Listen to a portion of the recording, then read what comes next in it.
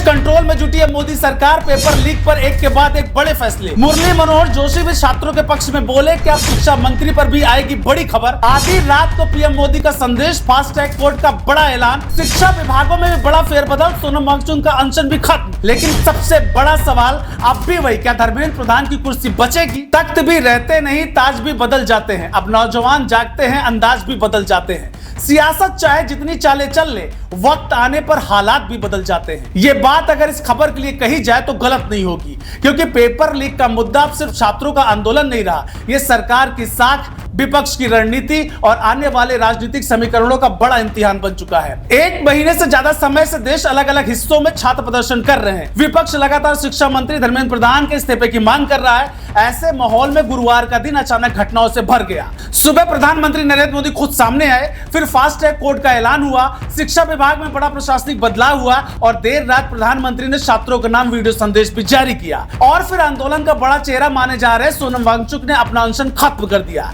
इन सभी घटनाओं ने सवाल खड़ा कर दिया कि क्या मोदी सरकार अब पूरी ताकत से डैमेज कंट्रोल में जुट चुकी है। सबसे बड़ा सवाल, क्या अगला कदम धर्मेंद्र प्रधान को लेकर होगा या सरकार अभी भी पुरानी रणनीति पर कायम रहेगी। आइए पूरी खबर डिटेल के साथ समझते हैं।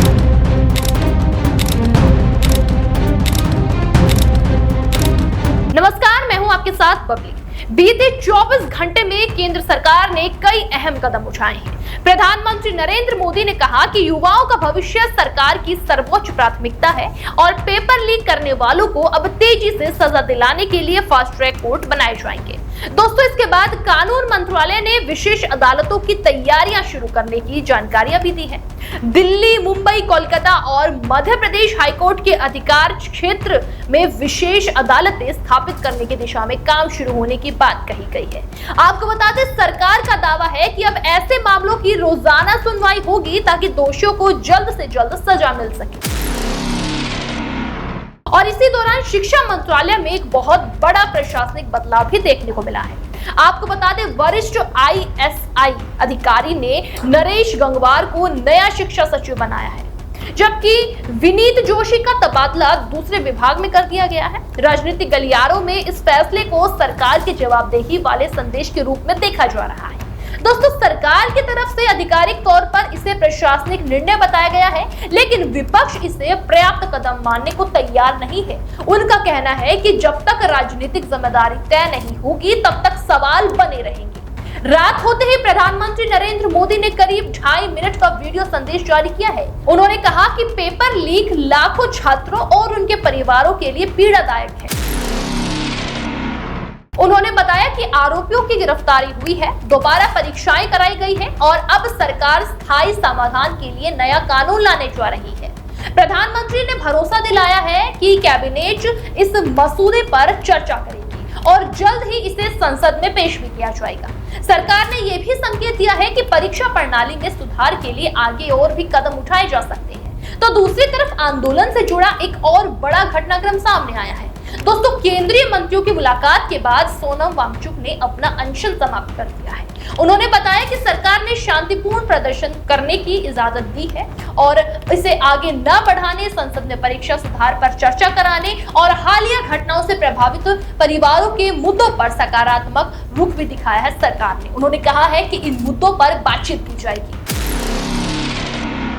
हालांकि उन्होंने ये भी स्पष्ट किया है कि शिक्षा मंत्री धर्मेंद्र प्रधान के इस्तीफे को लेकर सरकार की तरफ से कोई आश्वासन नहीं दिया गया है।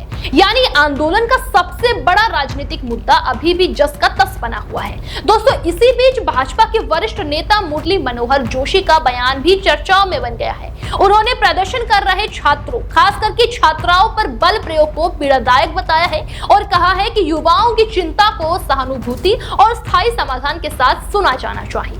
उनके इस बयान को लेकर राजनीतिक हलकों में अलग अलग तरह की चर्चाएं भी शुरू हो गई है। तो दूसरी तरफ विपक्ष भी अब धर्मेंद्र प्रधान के इस्तीफे की मांग पर कायम है। राहुल गांधी, प्रियंका गांधी, अखिलेश यादव समेत कई विपक्षी नेता लगातार यही सवाल उठा रहे हैं कि अगर सरकार इतनी गंभीर है तो जवाबदेही तय क्यों नहीं की जा रही।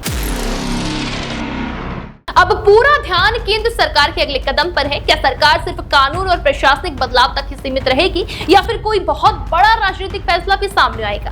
दोस्तों, फिलहाल तस्वीर यही है कि मोदी सरकार ने पेपर लीक के मुद्दे पर अपनी सक्रियता बढ़ा दी है, लेकिन धर्मेंद्र प्रधान के इस्तीफे को लेकर अभी भी कोई संकेत नहीं मिला है। और ऐसे में आने वाले दिनों में कैबिनेट के फैसले, संसद की बहस और सड़क पर जारी आंदोलन, ये तीनों मिलकर तय करेंगे कि इस पूरे विवाद का अगला अध्याय क्या होगा।